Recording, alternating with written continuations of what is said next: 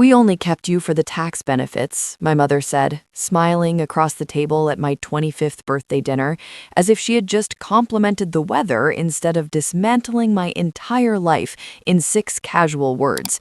And for a second, the noise of the restaurant faded into something hollow and distant, like I was underwater watching my own life from the outside.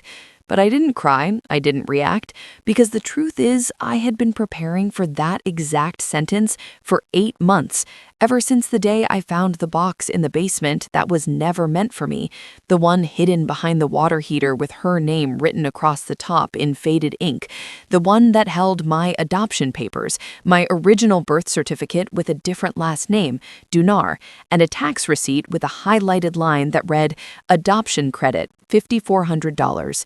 And I remember sitting on that cold concrete floor, not crying, but recalculating everything. Every, "You're so lucky we chose you." Every forced smile, every story she told neighbors about sacrifice that suddenly sounded less like love and more like accounting. And that night, I called my best friend Claire and we mailed off a DNA test. And for 6 weeks, I lived like nothing had changed while everything had already broken, until the results came back with a 99.7% match to a woman named Helen Dunar who lived 2.5 hours away. And when I emailed her, she replied with one line that rewrote my entire understanding of abandonment. "I have been waiting for this email for 25 years. And meeting her didn't feel like discovering something new.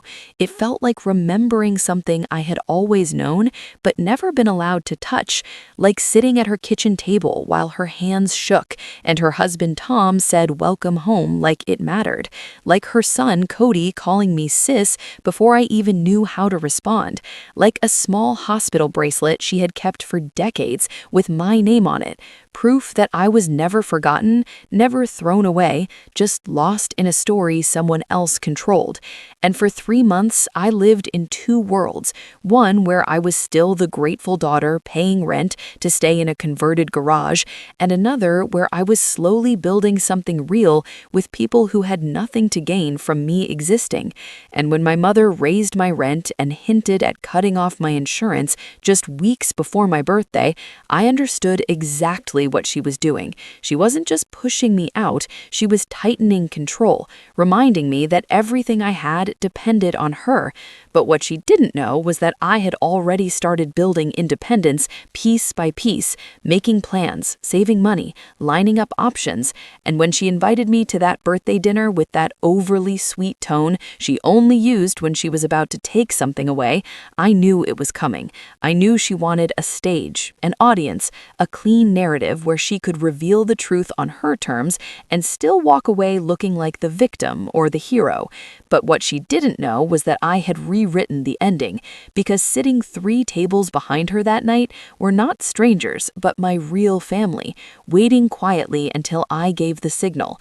And so when she said those words about tax benefits, and Glenn backed her up with talk of legal separation and papers to sign, when she reduced 25 years of my life to a financial arrangement that had expired, I let her finish. I let her fill the silence with her version of truth until it collapsed under its own weight. And then I reached into my bag and placed the envelope on the table, slowly, deliberately, letting her feel it before she understood it.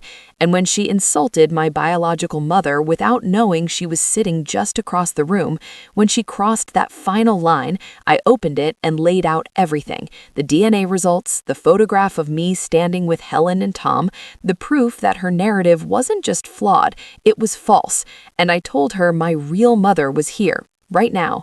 And when Helen stood and walked toward us with the kind of quiet strength that doesn't need to announce itself, when she placed her hand on my shoulder and said she was here because her daughter asked her to be, something shifted in that room, not loudly, not dramatically, but undeniably, like a truth settling into place that had been avoided for too long. And suddenly, my mother wasn't the center of the story anymore. She was just a woman being seen clearly for the first time, stripped of the performance she had perfected for decades. And when people started looking at her differently, when even the pastor refused to validate her version of events, she lost the one thing she had always relied on: control, and she left without taking the papers, without saying goodbye, without winning. And for the first time in my life, I sat at a table and felt what it was like to belong without conditions, without performance, without debt, just sitting there with people who chose me without needing a reason.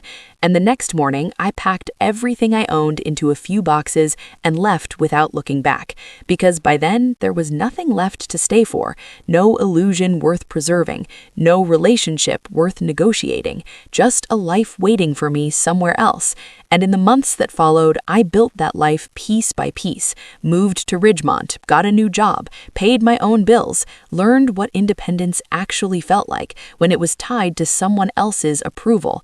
And slowly, quietly, I stopped being the person who needed to prove her worth and became someone who simply existed without apology. And a year later, on my birthday, I sat at a different table, in a different house, surrounded by people who didn't need a script to love me.